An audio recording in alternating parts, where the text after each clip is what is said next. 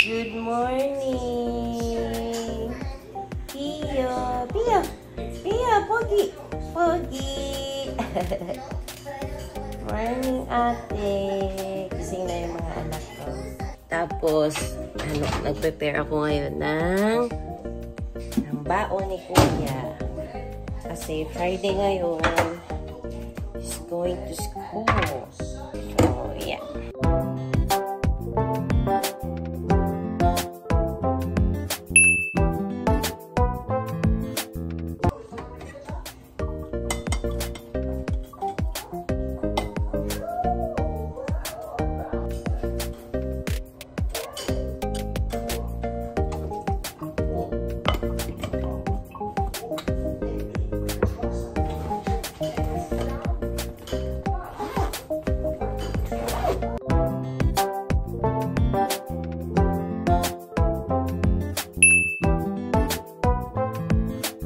Good morning, guys! Welcome again to our vlog. So, another day, another life of being a nanay, a stay-at-home mom. So, yeah. Natapos ko nang i-prepare yung mga baon ni Kuya and then go na kami. Kailangan namin maagang umalis kasi ang daming construction ngayon dito. And then, hindi namin alam kung saan pa kami pwedeng dumaan, kung saan mabilis. Kasi kapag madaming construction dito, may mga roads na mga sinasarado. Kaya hahanapan ko pa ng diskarte. Kahapon kasi natagalan kami kahapon kasi yung construction kahapon parang nagbuo sila ng semento.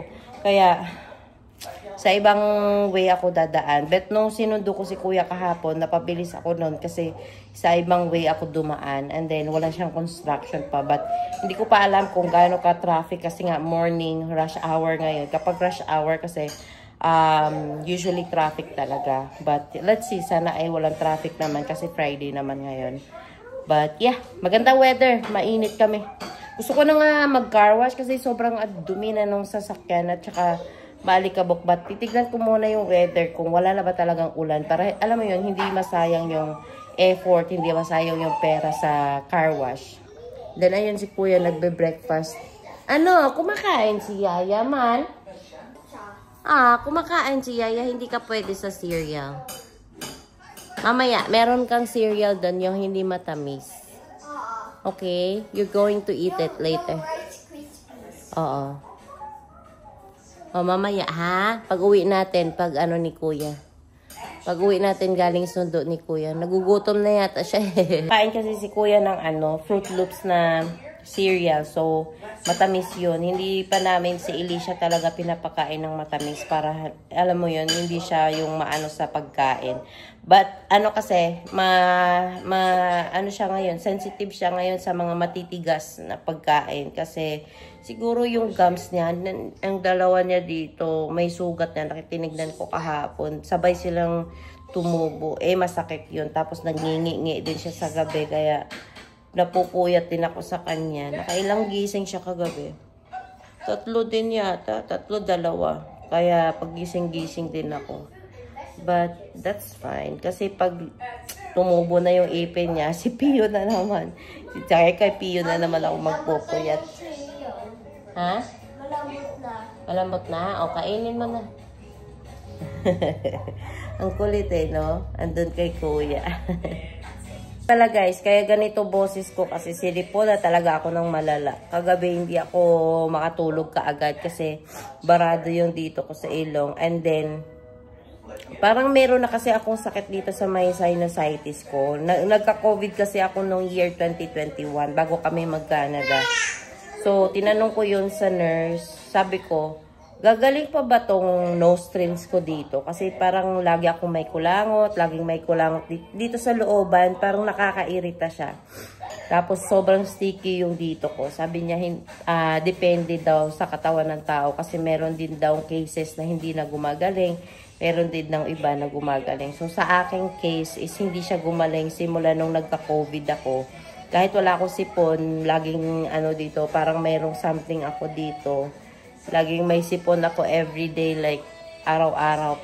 But kung may sipon talaga ako na totoo, doon siya lumalala, yung maano dito sa akin.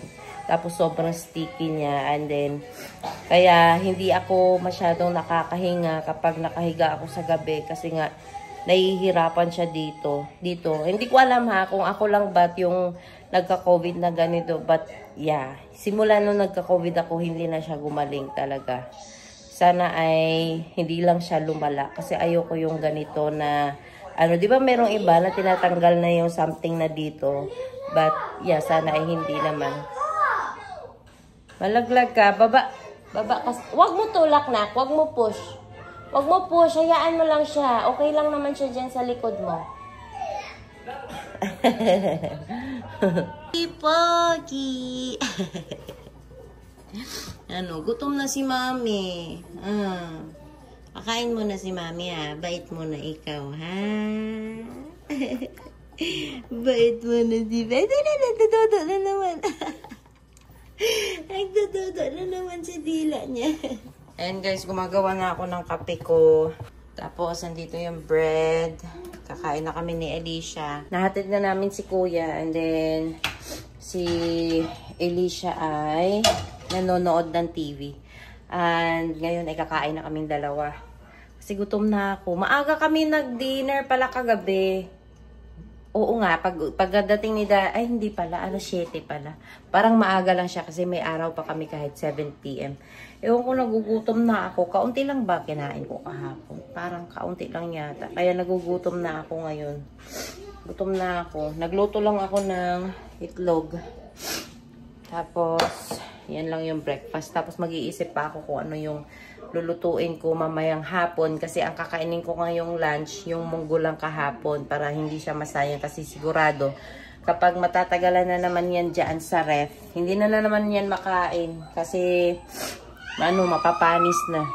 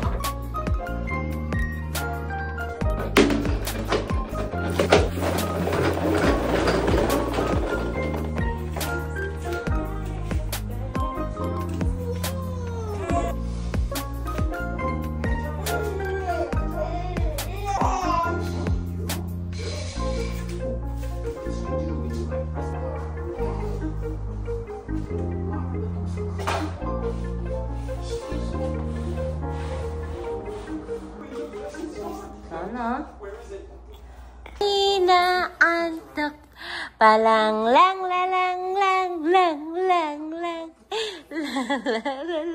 la la la la. Wow. La la. Kami sa kwarto guys kasi masama yung pakiramdam ko. Masama pakiramdam ko. Okay lang ako magkasakit basta gagaling na. Pero yun nga. Ayoko talaga ng sukon. Mabigat siya sa pakiramdam. No. Dito lang kami nanonood ng YouTube sa loob ng kwarto. Binili ni Daddy yung projector. Ayan, may projector lang kami dito sa kwarto. Ano, Pogi? Bakit ganyan si Pogi?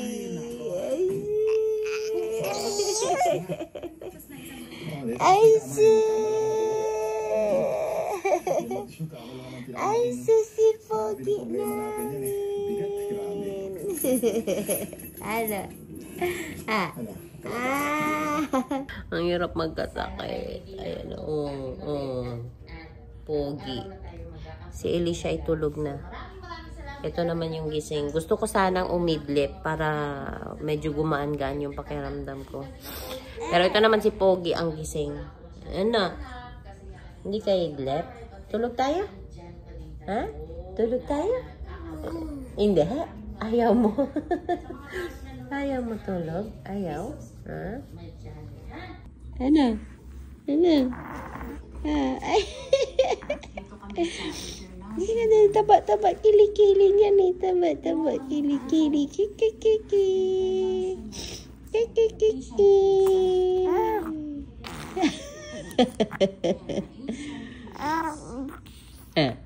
Marunong ka. Bubble no? Bubble. Alam nyo guys, nakakainis na tong batang to. Kinakagat na utong ko neto. Oh? Sige, ililipat na kita sa formula. Gusto mo? Huh? Lagi na lang ganyan eh. Ha? Kawawa naman kung ilipat. Pero nangangagat na siya. Grabe. Matatanggal na talaga yung dede ko nito. Kakaano niya. Nanggigigil yata siya eh. Pero si Ethan dati, si Elisha, hindi naman sila nangangagat. Ito ang malala. Iniirapan pa ako. Ay, matulog na tayo. Para makaidlip si mami naman. Naantok si mami para gumaling na si mami. Pogi. Pogi. Pogi.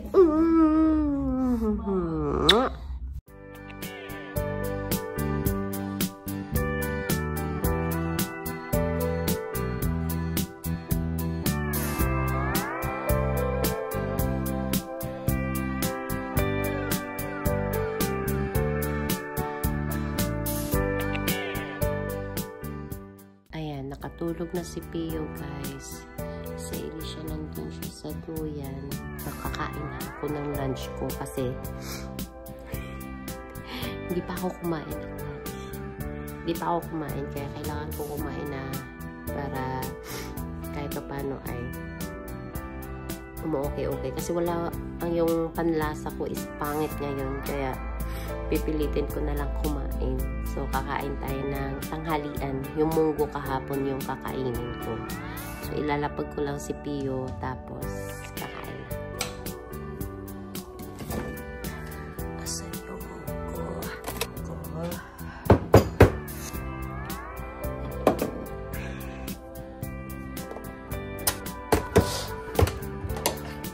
Sarap na ito, guys.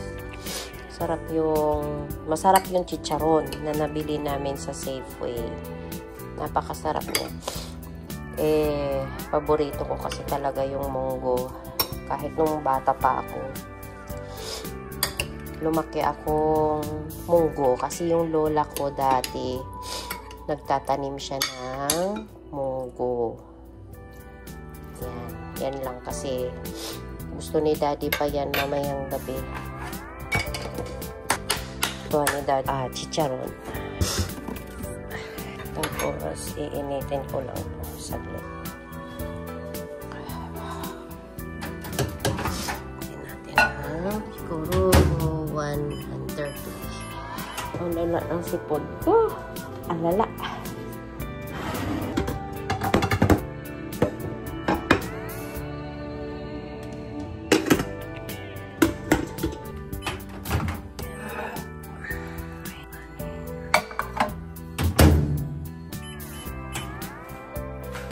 So guys, kung ako lang ba yung gusto laging may sausawan na toyo at saka suka kapag munggo yung ulam ko. Gusto ko laging ganun. Ayan. Ewan ko, gusto ko lang nasanay ako nung nasa secure pa ako. Mga pinsan ko ganito kasi. Ayan, konti na lang yung pinakurat ko. Pinakurat, masarap yan.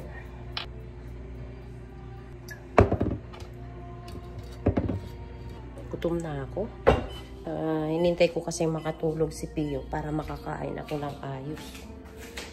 Hindi ako makakain ng ayos kapag si Pio ay gising. Tapos mamaya, si Alicia yung papakainin ko naman kapag paggising niya.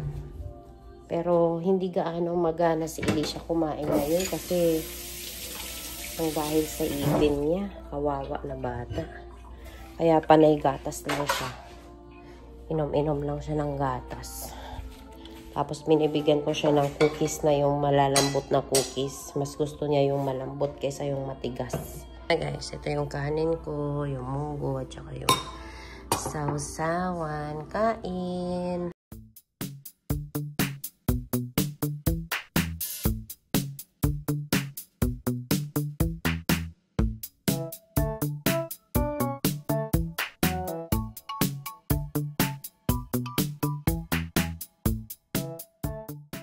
Ayan, nakaligo na ako guys. Kasi para medyo okay yung pakiramdam ko. Kasi kanina para akong lalagnatin.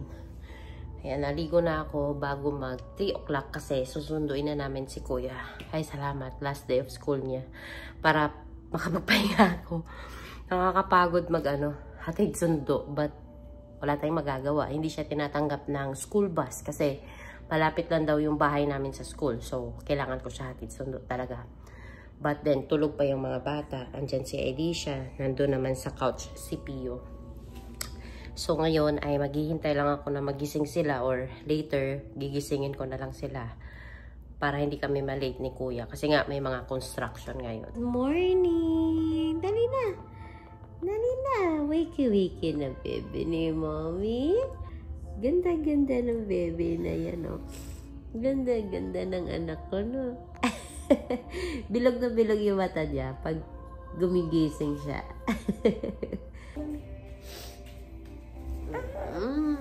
I love you. I love you. How's your sleep? Haba na tulog mo na. Nag-start ka ng sleep ng 11. What time is it na? O, 2 na. 1, 11, 12, 1, 2. Oh, 3 hours. 3 hours ikaw sleep. Good job. Good job. Naando ka pa? Malapit na natin sundo si Yaya. Isang nap time na lang siya sa isang araw, guys. Usually na nap time niya talaga, nap time is 11 a.m. Tapos nagigising siya mga ganyan, 2 o'clock, 2:30. Depende kasi kapag hindi siya sa duyan natutulog, mabilis siya nagigising, alauna nagigising na siya alas 12. But, yeah, kaya lagi ko siyang nilalagay sa duyan kasi si Pio naman is mahimbing tulog niya kapag nakahiga siya sa couch. Nasa couch ngayon si Pio. Siya yung natutulog ngayon doon. Gising na din si Pio, guys. si Mangot yan eh. Mamaya-maya, mga 3 o'clock, aalis na din kami dito sa bahay. 2:46. Maya-maya, aalis na kami. Gusto ko kasi laging maaga doon kasi kapag malilate na kaming dumating sa school, yung mga school bus nakaline na doon. So, hindi na ako makakadaan kapag nandun na yung mga school bus. Kailangan maunahan ko yung mga school bus kailangan maunahan ko yung mga school bus kasi baka hindi na ako makapark. Kuha ko ng towel, guys. Parang mas lumala yung bahing ko dito sa tissue. Kasi para siyang may alikabok. Towel na lang gamitin ko. Para hindi ako bahing ng bahing. So, para aalis na din kami. Di bali nang maghintay na lang kami dun. Ang inaano ko kasi, kapag naghintay kami dun, yung dalawang maliit, naiinip sa loob ng sasakyan. Kaya, gusto ko ng saktuhan lang ang dating. Gusto ko din ng maaga. Pero, nag-iiyakan yan, dalawa. Ay, nanonood ko na sila TV. Alis na kami, guys. Alis na kami. Kasi, para di tayo malate ni Kuya. Nalalagay ko na siya dito sa Let's go na. Let's go. Kuha lang ako sleeper. Maraming tumitingin sa amin, guys, na nakaganito si Alicia. Tapos may nagtanong na safe ba si Alicia dito. Meron naman siyang double stroller, pero bulky nga lang pagbitbitin, kaya ganito na lang. Kumakapit naman siya. Oh, let's go na. Let's go. Yeah, hindi naman siya nalalag. Oh, press the button. No, this one. Good job. The next one. Uh-oh. Press. Press. Press the button. Press. Very good.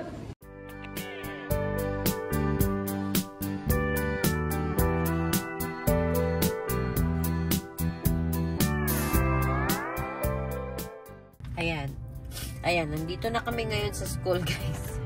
Maaga kami. 5 to 6 minutes drive lang talaga siya.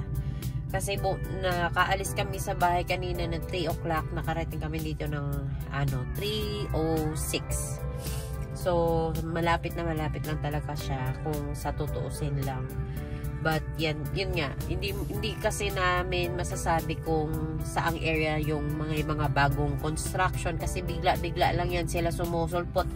Bigla lang yan sila magko-construct kahit saan yung mga ngayon kasi pag summer dito, pagtungtong ng spring dito sa Canada, mag-ano na yan sila, mag-road construction na yan. Ang dami ng construction na gagawin. Kaya hindi talaga masasabi kung may construction or wala. But umiiwas kami dun sa construction dun sa may highway sa Provincier. Umiiwas kami dun kasi ang ginawa nila kasi dun yung tawiran ng tao. Yun ang ginawa nila dun. Kaya hindi na ako dumadaan doon muna kasi matraffic doon. At saka laging may mga dumadaan doon kasi malapit yun sa parang college school dun sa kabila. Kaya maghihintay muna kami ng oras. Maiinip na naman tong dalawa. Ayan. Ayan, nagsisimula. Nagsisimula na. Oh. Hindi pa naman si Pio. Hindi pa naman nagagalit. mamaya yan. Magagalit na naman yan.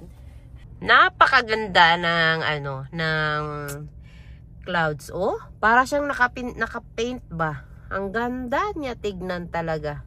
Basta maganda talaga yung ang clouds dito kapag namumuo sila. And napakainit ngayon. Ganda ng weather namin.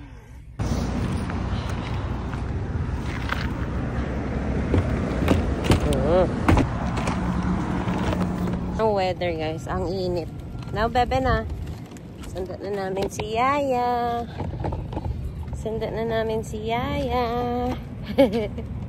Let's go na. Let's go. Huwag tayo doon sa bahay. Ha? How's your school? Good. Good? Oh, let's go na. Ayan na, guys. Nandito na si Kuya. Uuwi na kami. Yay! Ayan. Say hi!